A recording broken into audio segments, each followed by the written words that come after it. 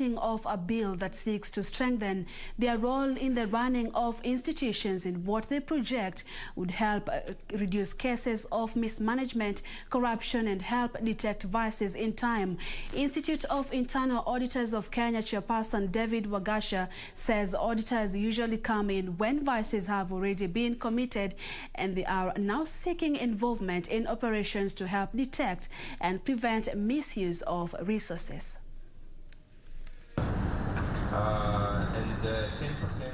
The Institute of Internal Auditors Kenya was established 17 years ago as a professional organization for internal auditors in Kenya, representing those who work in internal auditing, risk management, governance, internal control, information technology audits, education, and security.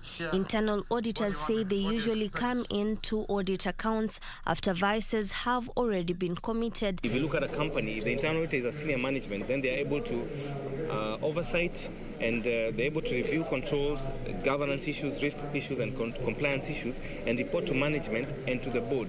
So these issues we see about corruption and fraud, we're able to prevent them. They are spearheading drafting of the Internal Auditors Bill that will give them a voice in the approval of projects, budgets, and payments by organizations in what they say will help prevent cases of corruption and misappropriation of cash before it happens. We're looking for an ID. This ID card is a bill, so we're working with key stakeholders within the government to ensure that we get a bill to strengthen the internal auditors and make sure that the internal auditor is placed in the right position so that the internal auditor can be able to give proper oversight and add value to the organization. The control of budget is in the process of crafting the COB regulations, which will expand the COB Act in order to give the processes and procedures that are required before money can be released to the entities, to the MDS and the counties. For most organizations, both private and public, the CEO, management team, and finance personnel are the ones involved in drafting and approval of projects, then the payments, with the internal auditors coming in at the tail end. Occasionally, just like in any other institution, you may find a few bad people, and they may then circumvent or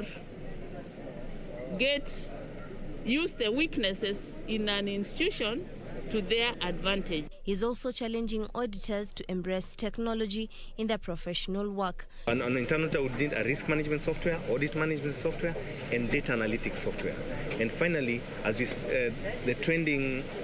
you move on, we need continuous audit software, and also we're also implementing something called RPA, which is robotic process automation, where now we're using robots to do audit. Juni Karisa Mbele from Mombasa County.